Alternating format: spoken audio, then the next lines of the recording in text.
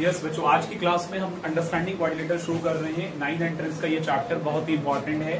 पीछे के सालों में इस चैप्टर से किसी साल में 2 क्वेश्चन आए, किसी में 3 आए और कई साल ऐसे भी गए इस चैप्टर से 4 से 5 क्वेश्चन भी आए। तो इस चैप्टर के अंदर सबसे पहले हम जानेंगे कि क्वाड्रिलेटरल क्या है। क्वाड्रिलेटरल एक ऐसा फिगर है जिसके 4 साइड से 4 एंगल्स और 4 वर्टेक्स होते हैं और क्वाड्रिलेटरल बहुत सारे हैं, वो 1 बाय 1 सब बताए जाएंगे, उनकी सारी प्रॉपर्टीज बताई जाएंगी, क्वाड्रिलेटरल से रिलेटेड जितने भी फॉर्मूले हैं वो सब कुछ बताए जाएंगे। तो एक एक चीज को आप लोग प्रॉपर्ली शुरू से समझेंगे।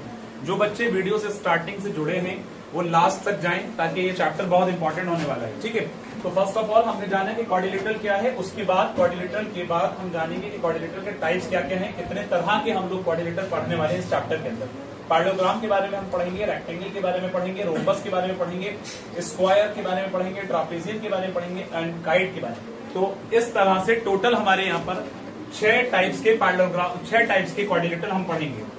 तो फर्स्ट ऑफ ऑल हम लोग पढ़ने वाले हैं प्रॉपर्टीज को। तो आपको देखना है कि यहाँ प्रॉपर्टीज इसलिए जरूरी है क्योंकि जितने भी क्वेश्चंस आप लोग क्वाड्रिलेटरल के करने वाले हैं वो सब कुछ प्रॉपर्टीज पर बेस्ड हैं। जितनी भी प्रॉपर्टीज यहाँ पर बताएंगे एक एक फिगर की, एक एक क्वाड्रिलेटरल की, तो वो आपके सामने याद रखनी है और उसको लेकर भी रिवाइज कर लेना है। ठीक है चीजों को, बाकी इसका पीडीएफ आपको मिल जाएगा। यहाँ पर पहला पॉइंट आपके सामने है कि पैरेललोग्राम की अगर मैं बात करूं तो पैरेललोग्राम किस तरह का दिखता है। पैरेललोग्राम आपका जिसकी अपोजिट साइड्स पैरेलल और इक्वल होती है बच्चों, कुछ इस शेप में आपका दिखता है। ये एक रफ फिगर है, ऐसे समझ लें कि इसका ये साइड इसके पैरेलल और ये साइड इसके पैरेलल और इक्वल है। ठीक है, मैंने फर्स्ट पॉइंट बताया कि अपोजिट साइड से equal and parallel of both pairs. यानी अगर मैं इसका नाम देता हूं ABCD, तो AB पैरेलल है CD के और AB इक्वल है CD के, और AD पैरेलल है CD के और AD पैरेलल है BC के और AD BC के इक्वल भी है। तो इसके अंदर समझना यह है कि पैरेलल क्या होता है। Parallel line are those line which never intersect each other. Parallel line क्या होते हैं भाई?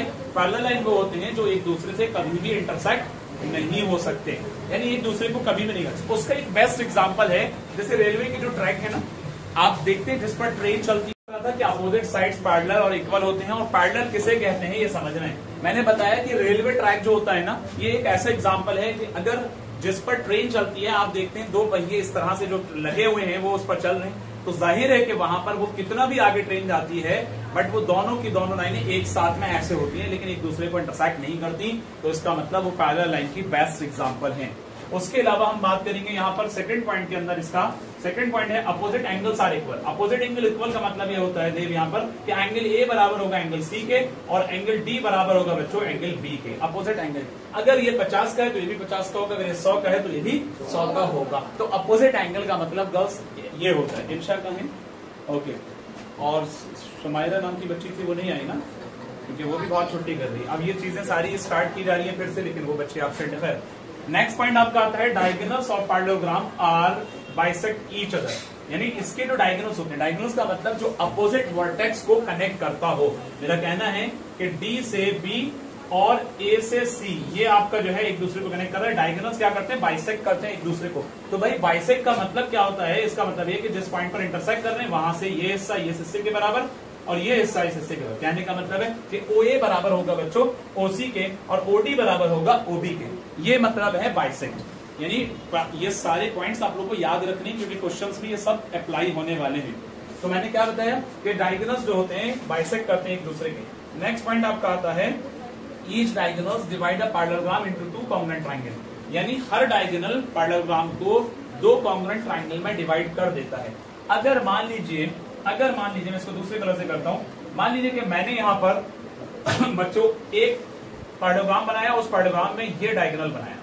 तो ये डायगोनल का काम क्या होगा कि इस वाले ट्रायंगल को जिसका नाम BCD है, ये कॉन्ग्रुएंट हो जाएगा किसके? ABD के। एक राइट वाला ट्रायंगल, एक ब्लू वाला आपको दिख रहा है। तो कोई भी पैरेललोग्राम के अंदर जो डायगोनल ड्रॉ किया जाता है, उस डायगोनल का काम होता है कि उस पैरेललोग्राम को 2 कॉन्ग्रुएंट पार्ट में ट्रायंगल को डिवाइड कर देता। मेरा कहना है कि ये वाला BCD कॉन्ग्रुएंट हो जाएगा किसके? ABD के। और जब कोई 2 ट्रायंगल कॉन्ग्रुएंट हो जाते हैं तो इसका मतलब उसकी सारी साइड्स और उसके सारे एंगल्स आपस में इक्वल हो जाते हैं। बात समझ आ गई?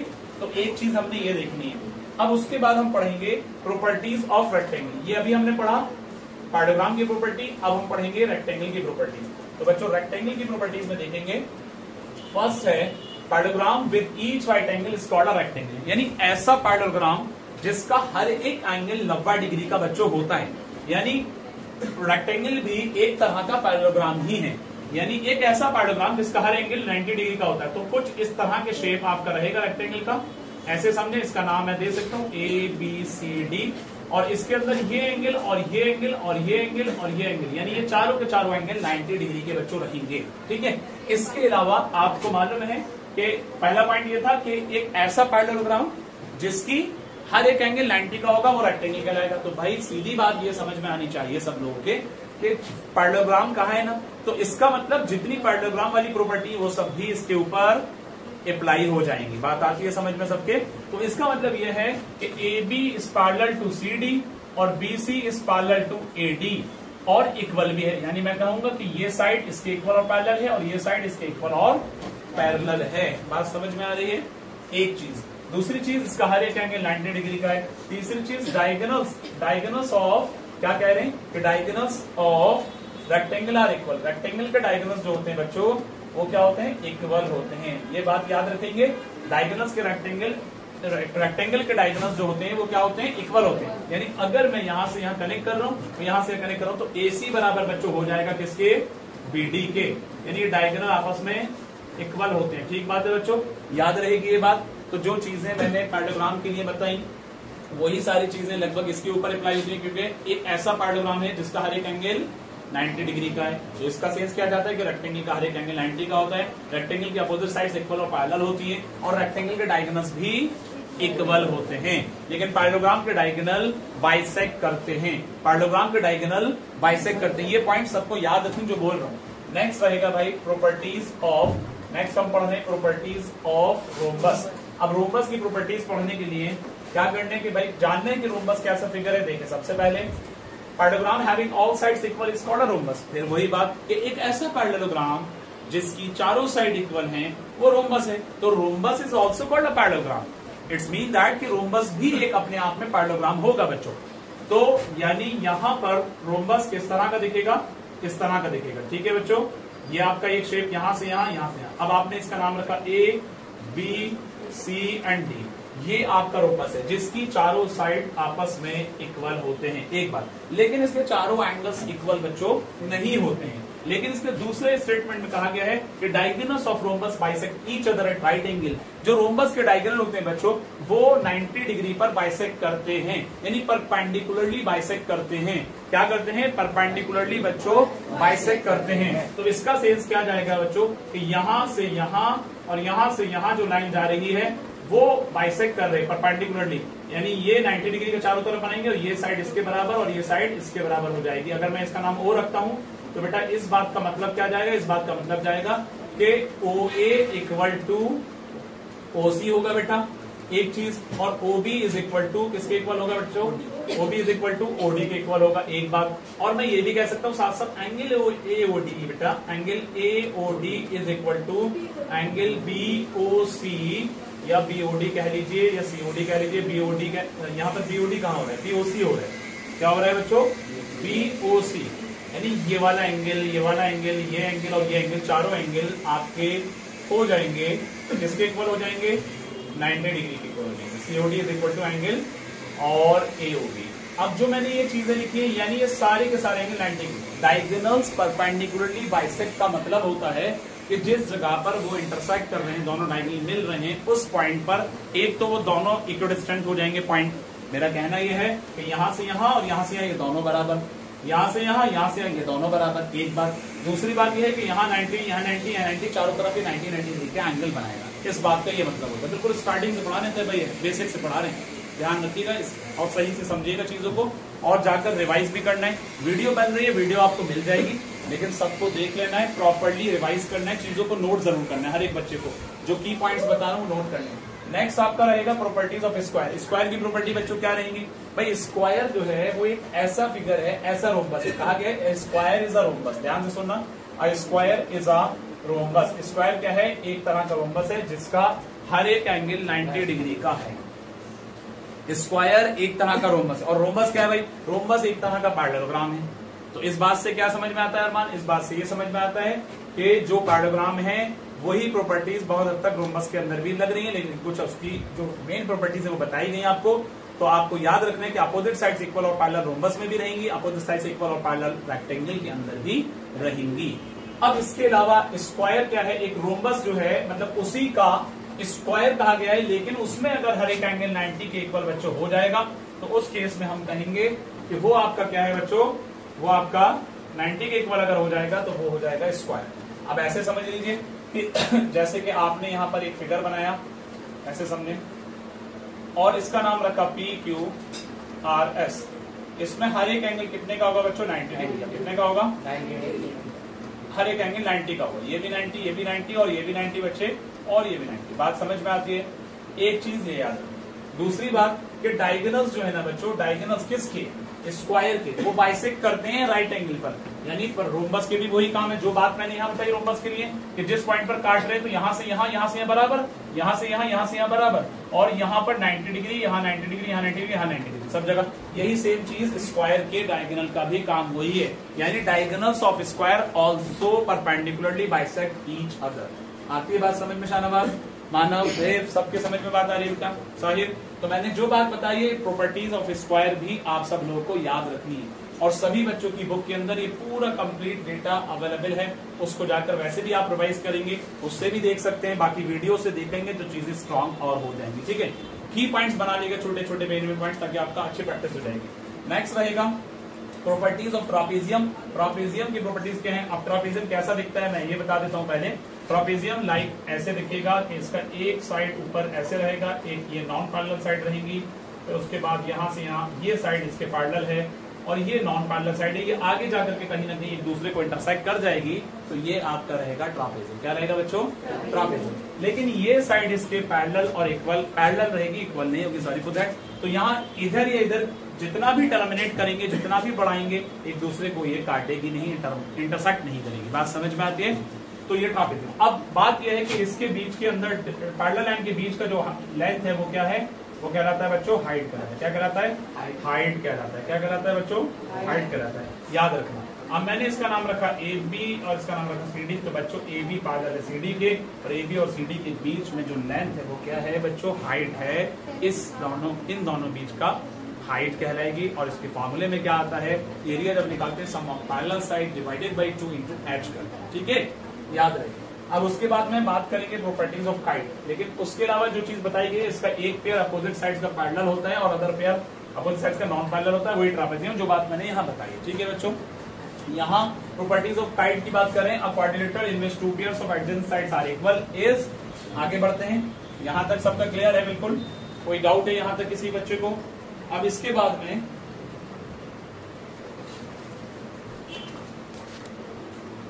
अगला हम पढ़ रहे हैं प्रॉपर्टीज ऑफ काइट।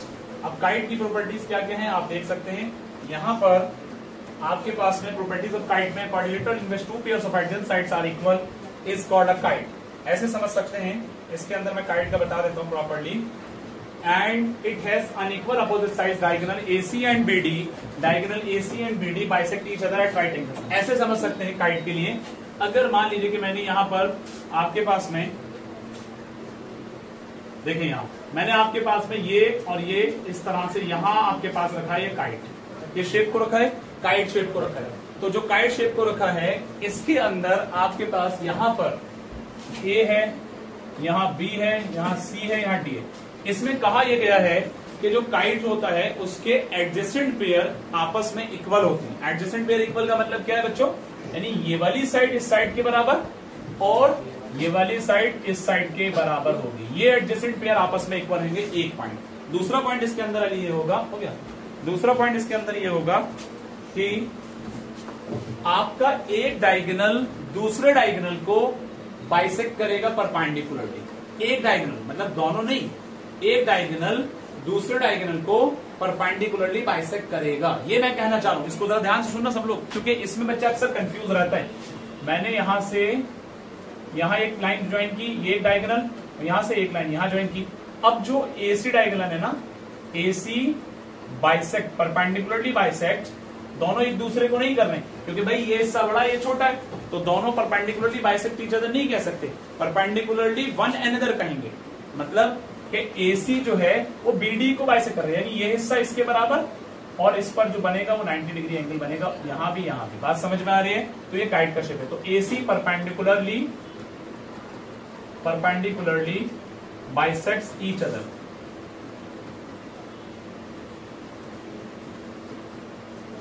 आगे बात समझ में, AC जो है परपेंडिकुलरली बाइसेक्ट करता है एक बार।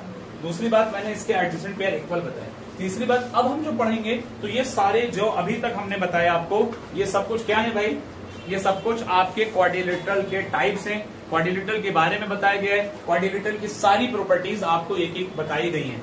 तो इसको आप लोग का होमवर्क ये है कि जो ऑनलाइन बच्चे देख रहे हैं वो लोग ये कोशिश करेंगे कि अपनी नोटबुक में सारी प्रॉपर्टीज लिखेंगे 1 से 2 बार, और जो आप लोग हैं आप लोग भी 1 से 2 बार सारी प्रॉपर्टीज को मेंशन जरूर करेंगे नोटबुक के अंदर। कल मैं चेक करूंगा।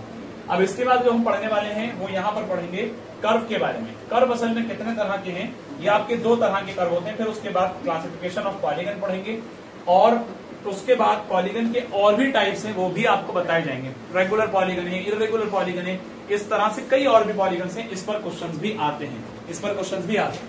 यहाँ पर आपके पास है टाइप्स ऑफ कर्व। कर्व जो है इसके अंदर एक पहला हम पढ़ेंगे open curve. A curve which does not cut itself is called an open curve. एक ऐसा कर्व जो एक दूसरे को मतलब कह रहे हैं कि does not it cut itself is called an open curve, यानी खुला हुआ हो, काट नहीं रहा हो अपने आप को, यानी एक उसकी जो लाइन है तो वो उसको नहीं काट रही हो, वो सिंपल सा कह सकते हैं कि ओपन कर्व है। नेक्स्ट रहेगा close curve. A figure which begins and ends at the same point is called closed curve। अब क्लोज कर्व का एग्जांपल ऐसे समझ लो, जैसे सर्किल है तो भाई उसमें कह सकते हैं कि वहां पर जो है वो क्लोज कर्व ऐसा है कि जिसका स्टार्टिंग पॉइंट और एंड पॉइंट जो कनेक्ट करता है एक दूसरे को, तो वही सर्किल का एग्जांपल हो सकता है। फिर नेक्स्ट आएगा सिंपल कर्व। बच्चों क्या आएगा नेक्स्ट? Simple curve. अब सिंपल कर्व जो रहेगा बच्चों वो क्या है? Simple close curve. A close figure which does not intersect itself is called a simple close. तो ऐसा कर्व जो एक दूसरे को इंटरसेक्ट नहीं करता हो वो सिंपल क्लोज कर्व होगा। ये बेसिक चीजें। अब हम यहाँ पढ़ेंगे पॉलीगन्स को। तो पॉलीगन में क्या है? A simple close curve made up of line segment is called a polygon. मैंने क्या बताया कि एक ऐसा क्लोज कर्व जो लाइन सेगमेंट से बना हुआ हो। लाइन सेगमेंट से कौन सा बनेगा? तो वो सबसे छोटा और सबसे पहला और सबसे छोटा जो है वो ट्राइंगल है। यानी अगर मैंने यहाँ ऐसे ये एक लाइन सेगमेंट, ये दूसरी लाइन सेगमेंट, ये तीसरी, तीनों को ज्वाइन किया तभी तो ये पॉलीगन होगा, क्योंकि लाइन सेगमेंट से बन रहा है और ये क्या है? क्लोज्ड है। तो बेटा ये आपका एक पॉलीगन का एक पहला एग्जांपल और सबसे छोटा एक पॉलीगन है जो कि 3 साइड से बनता है। बात समझ में आ रही है? तो इस तरह से याद रखना। अब हम पढ़ेंगे आगे क्लासिफिकेशन ऑफ पॉलीगन। तो बच्चों क्लासिफिकेशन ऑफ पॉलीगन क्या है ये यहाँ पर बताया जाएगा कि किस फिगर में कितनी साइड्स होती हैं। अगर हम बात करें ट्राइंगल की, तो ट्राइंगल में बच्चों कितनी साइड है? 3 साइड्स। क्वाड्रिलेटरल की बात कर रहे हैं वो 4 साइड का फिगर होता है। पेंटागन की बात करें 5 साइड का होता है।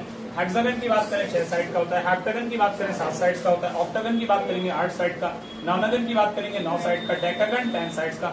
ये इस तरह से 10 साइड्स तक के आपको बताएंगे। अब इसमें जो क्वेश्चन आए हैं पीछे के साल में वो 20 साइड में भी पूछा गया है, 30 साइड का भी पूछा गया है। तो आप लोग, आपका होमवर्क है, बाकी 10 साइड तक मैंने बता दिया, लेकिन बीच की साइड्स इतना ज्यादा नहीं आती हैं। कभी कभी जो पीछे के सालों में क्वेश्चन बने वो 20 साइड्स का क्लासिफिकेशन पूछा है। 20 साइड के फिगर को हम क्या बोलते हैं, 30 साइड्स के फिगर को हम क्या बोलते हैं, तो इसको, और 40 साइड्स के फिगर को क्या बोलते हैं। 50 तक के फिगर को आप लोग एक बार ओवरव्यू करेंगे, देखेंगे। ये आपका होमवर्क है, उसको सर्च करके लाएंगे और नोट करके लाएंगे, ठीक है।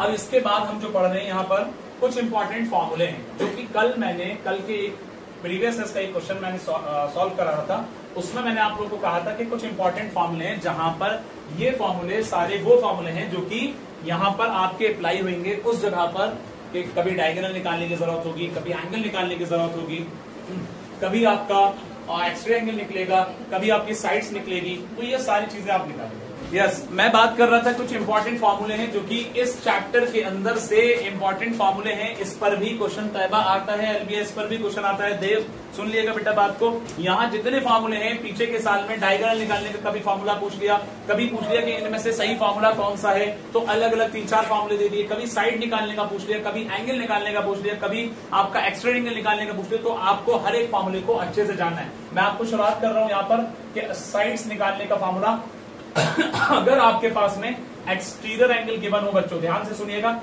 अगर आपको एक्सटीरियर एंगल गिवन हो बच्चों, तो एक्सटीरियर एंगल क्या होता है? ट्राइंगल का बाहर वाला एंगल, वो आपको गिवन हो या किसी भी फिगर का बाहर वाला एंगल, तो आपको लगाना है 360 अपॉन एक्स्ट्रा एंगल। जैसे मैंने क्या कहा आपको कि आपका अगर एक्सटीरियर एंगल दे रखा है तो आपको 360 अपॉन एक्स्ट्रा एंगल का है। इसका एग्जाम्पल ऐसे सेट कर सकते हैं, कि एक्सटीरियर एंगल, मान लीजिए if N exterior angle, short में मैं EXT लिख दे रहा हूं, ये इक्वल है किसके, ये किसके इक्वल है, मान लीजिए 45 डिग्री के इक्वल है, ऐसे मानिए। तो आपसे कह रहे हैं तब साइड बताइए, तो भाई साइड का मतलब होता है n, साइड का मतलब क्या है यहाँ पर, नंबर ऑफ साइड मतलब n, तो आपने लगाना है n is equal to 360 upon बच्चों 45 डिग्री। आती है बात समझ, ऐसे आप निकालेंगे, यानी एक्स्ट्रा एंगल गिवन होगा और साइड पूछेगा, तीन साइड को ऊपर रखेंगे और जो भी साइड आपको, जो भी एक्स्ट्रा एंगल आपको दे रखा होगा वो आपको लगा देना है। बात समझ में आ रही, तो आपने करना है 5 9 45 और 5 7 35, 1 is 5 9 1 9 8 70। तो प्यारे बच्चों आपके पास में n की वैल्यू कितनी होगी 8, यानी वो पॉलीगन जो होगा जिसका एक्स्ट्रा एंगल 45 डिग्री का होगा वो पॉलीगन आपकी 8 साइड का होगा। कितने साइड का होगा बच्चों, 8 साइड का होगा।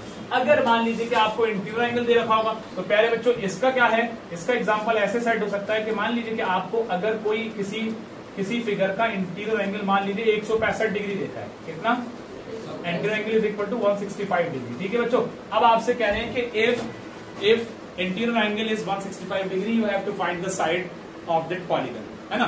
तो आपने करना है n is equal to 360 upon 180 minus 165, यानी इंटीरियर एंगल के केस में 180 में से इंटीरियर एंगल को घटाना होगा, इंटीरियर एंगल को घटाना होगा। बात आती है समझ में, तो आपने यहां कर दिया 360 अपॉन कितना बचेगा बेटा, 15 बचेगा, 15 बचेगा, अरे बोलते क्यों नहीं भाई, 15 बचेगा ना। तो यहां पर आपका 5 3 15, 5 7 35, 1 इधर 5 2 10, 3 1 3 2 6, 3 4 12, तो वो पॉलीगन की 24 साइड रहेंगी। कितनी साइड रहेंगी बेटा, 24 साइड। ये एक एग्जांपल। लेकिन अगर आपसे डायगोनल निकालने का पूछ ले, जैसे कल एक क्वेश्चन आया था आपके पेपर में, शाहनवाज मानव याद होगा आप लोग को देर, कि मैंने कल एक क्वेश्चन बताया था कि एक पेंटागन है, उस पेंटागन के कितने डायगोनल्स होंगे, how many diagonals of the pentagon, ऐसे करके क्वेश्चन आया था। तो अब ऐसा नहीं है कि पेंटागन आपने सोचा कि 5 साइड का है तो 5 ही डायगोनल होंगे, एक इत्तेफाक होगा, लेकिन आपको फॉर्मूला लगाना है। फॉर्मूला क्या होगा सुमन, इसका सबसे फॉर्मूला क्या होगा, n-1 अपॉन 2 माइनस n, एक ही है। और लेकिन अगर 1 की जगह आपने लगा दिया 3 तो माइनस n करने की फिर जरूरत नहीं होगी, दोनों फॉर्मूले वैलिड हैं। फॉर एग्जाम्पल कि मैं निकालना चाहता हूं कि एक 8 साइड का फिगर क्या होता है, ऑक्टागन। 8 साइड का फिगर क्या होता है भाई, ऑक्टागन होता है। तो ऑक्टागन के डायगोनल कितने आएंगे, ऑक्टागन के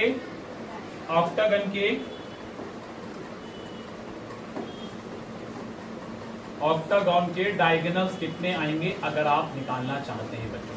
तो प्यारे बच्चों डायगोनल निकालने के लिए आपने क्या करना है, डायगोनल निकालने के लिए क्या करना है बोलो भाई, आपको लगाना है ये फॉर्मूला, मैंने जैसे ये लगाया। अब ऑक्टागन कितने साइड का है, बस आपको ये मालूम होना चाहिए कि कौन सा फिगर जिसके डायगोनल निकालने को पूछे वो कितने साइड का है, ये मालूम होना जरूरी है, ठीक है बच्चों, ये मालूम होना जरूरी है। तो ऑक्टागन की कितने साइड्स होती हैं बेटा, बोलो 8 साइड होती हैं। तो आपने लगाया 8, n की जगह 8, तो यहाँ कर दिया 8 माइनस 3। अगर यहाँ 3 लगाएंगे तो आगे माइनस n नहीं करना होगा, फॉर्मूला में ये वाला लगा रहा हूँ अभी, अपॉन 2। आगे सुनो, 8 माइनस 3 कितना होगा 5, 8 5 कितना होगा बच्चे, 8 इंटू 5 हो जाएगा, और यहाँ हो गया 2 1 2 4 था, तो 4 5 कितना हो गया 20। ऑक्टागन के 20 का है, 20 डायगोनल। अब सोचो जरा कि ऑक्टागन 8 साइड का है, अब बच्चे ने दिमाग लगाया कि पेंटागन है, पेंटागन के 5 डायगोनल आ रहे हैं, तो कई जैसे अली जैसे बच्चे सोचेंगे तुक्का लगाने के लिए कि पता चला ऑक्टागन आ रहा है तो ऑक्टागन का 8 हो जाएंगे, ऐसा ही तो बच्चा सोचता है अपने हिसाब से, लेकिन ऐसा नहीं है बेटा।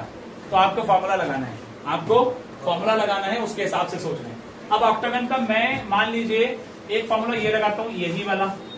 अब मान लीजिए कि मैंने लगाया n, ध्यान से सुनिएगा मैं जो फॉर्मूला लगा रहा हूँ, देखो यहाँ पुट कर रहा हूँ, n कितना है बच्चों बोलो, ये वाला लगा 8 माइनस 1 अपॉन 2 माइनस 8। जब यहाँ बच्चों n माइनस 1 करेंगे तो उस जगह माइनस n यहाँ पर भी करना पड़ेगा, लेकिन n माइनस 3 कर देंगे तो अलग से माइनस n करने की जरूरत नहीं होगी। कभी कभी क्वेश्चन बन के आता है, 2013 में 2015 में क्वेश्चन आया है, और वहां बन के आया कि 4 आपको ऑप्शन दिए कि इनमें से डायगोनल निकालने का फॉर्मूला कौन सा है, तो किसी ऑप्शन में ये रख देते हैं 4 में से एक, किसी ऑप्शन में 4 में से एक ये रख देते हैं, मतलब उसमें से सही वाला बताना होता है। मिलते जो चीजें होंगी आपको लगे हाँ ये, लेकिन जब सही प्रैक्टिस होगी तो आप सही चीज को फॉलो करेंगे। बात समझ में आ रही है। तो आपने रखा है यहाँ पर ये। अब आपके पास 8 माइनस 1 कितना होगा 7 इंटू 8 कितना होगा बच्चों, जल्दी बोलो, या इसको रिड्यूस कर लो, इसको रिड्यूस कर लो, 2 1 चलो एक काम करते हैं, मैं डायरेक्ट कर देंगे। मेरा कहना है 8 7 56 अपॉन 2 माइनस 8, 2 1 और 2 28 कितना होगा भाई 28 माइनस 8 कितना होगा 20। तो यहाँ भी 20 और यहाँ भी 20। फॉर्मूला कोई भी हो, अगर आप सेम फिगर का सेम पॉलीगन का डायगोनल निकालना चाह रहे हैं तो आप इस तरह से निकाल सकते हैं। बात समझ आ गई बच्चों? सबका क्लियर है बेटा? बोलो भाई। अब उसके बाद में हम पढ़ेंगे एंगल निकालने का फॉर्मूला। तो एंगल कैसे निकलता है? मान लीजिए कि मैं ये कह रहा हूं एक क्वाड्रिलेटरल है आपके सामने। क्वाड्रिलेटर 4 साइड का फिगर होता है, 10 का होता है। कितने का होता है? 4 साइड। कितने का होता है? 4 साइड का। 5 का तो नहीं होता। 5 वाली साइड का अनुमान कितने का होता है? 5 वाली साइड को क्या बोलते हैं? 7 साइड वाले को क्या बोलते हैं? 8 साइड वाले को क्या बोलते हैं? 10 साइड वाले को क्या बोलते हैं? चलो ठीक है। अब यहाँ पर जो है बच्चों आपके पास में एंगल निकालना है क्वाड्रिलेटरल का। तो बेटा मैं अगर क्वाड्रिलेटरल का एंगल निकालना चाहता हूं, मैंने यहाँ पर कहा क्वाड का एंगल बताओ बेटा।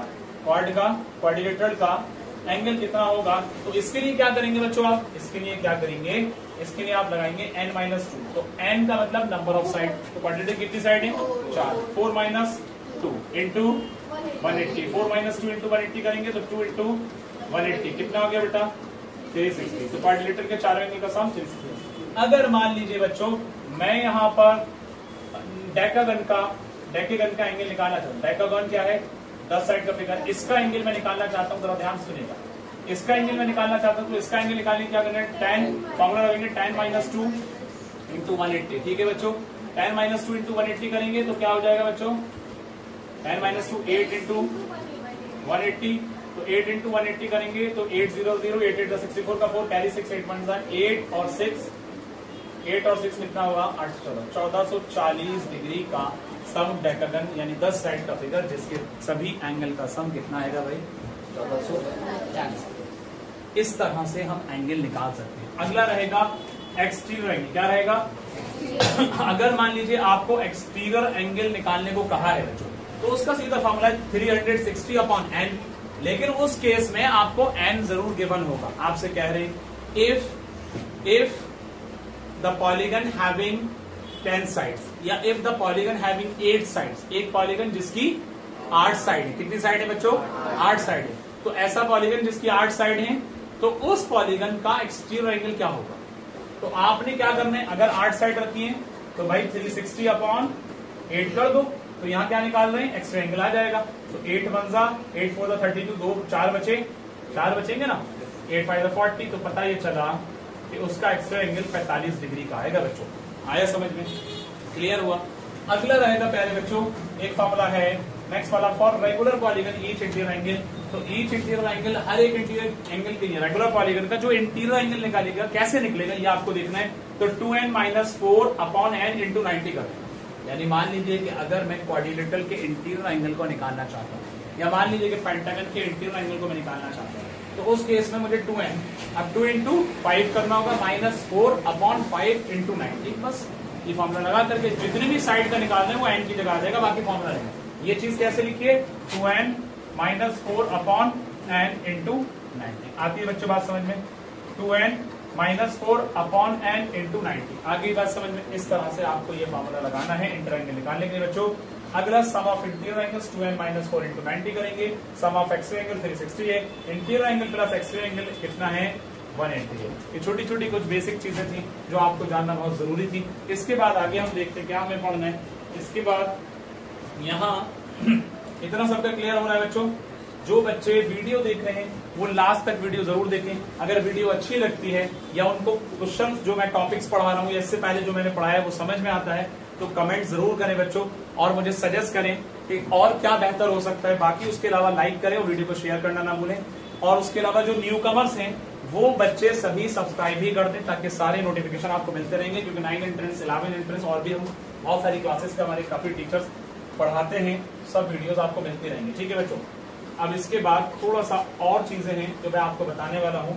यहाँ आप देखेंगे types of polygon. Types of polygon में सबसे पहले हम पढ़ेंगे बच्चों रेगुलर पॉलीगन, फिर उसके बाद पढ़ेंगे इर्रेगुलर पॉलीगन। तो रेगुलर पॉलीगन क्या, फिर पढ़ेंगे कॉन्वेक्स पॉलीगन, फिर उसके बाद पढ़ेंगे कॉन्केव पॉलीगन। तो यहाँ पर फर्स्ट ऑफ ऑल हम जानेंगे कि रेगुलर पॉलीगन है क्या। रेगुलर पॉलीगन बेटा वो है a polygon which is equilateral, यानी जो इक्विलेटरल होता है और इक्यू एंगुलर होता है। रेगुलर पॉलीगन क्या है प्यारे बच्चों? जो इक्विलेटरल होता है और जो इक्यू एंगुलर होता है। जो इक्विलेटरल होता है और अब सवाल है कि इक्विलेटरल क्या है और इक्विएंगुलर क्या है, ये आपका सवाल है। तो इक्विलेटरल जो है जिसकी सभी साइड्स इक्वल होती हैं, all sides are equal, called equilateral. Equiangular वो है जिसके सारे एंगल्स इक्वल होते हैं, वो आपका क्या होता है बच्चों, इक्विएंगुलर होता है। ये बात याद रखनी है। मैं फिर कह रहा हूं कि चीजों को सेम डे रिवाइज करना, आज ही जाकर के वीडियो को देख लेना। मैं भी थोड़ी देर में इसको अपलोड कर दूंगा, आप लोग आज ही देख लें, ग्रुप में मैं भेज दूंगा, सब बच्चे देख लेना इसको जरूर। और वीडियो देख करके आपको जो भी समझ में आता है, अच्छा लगता है तो लाइक भी कर देना, और बाकी आप लोग कमेंट भी करना अपने हिसाब से, ठीक है। यहाँ पर इक्विलेटरल और इक्विएंगुलर वो क्या है बच्चों, रेगुलर पॉलीगन। इसका एग्जाम्पल क्या हो सकता है, ट्राइंगल। एक एग्जाम्पल जी, एक एग्जाम्पल इसका रहेगा बेटा इक्विलेटरल ट्राइंगल। कौन सा, इक्विलेटरल ट्राइंगल, क्योंकि इक्विलेटरल ट्राइंगल एक ऐसा एग्जाम्पल है जिसके तीनों साइड्स इक्वल और तीनों एंगल्स इक्वल। दूसरा एग्जाम्पल इसका बच्चों रहेगा स्क्वायर। वजह, क्योंकि स्क्वायर की भी चारों साइड इक्वल और चारों एंगल्स 90 डिग्री के होते हैं, वो भी इक्वल।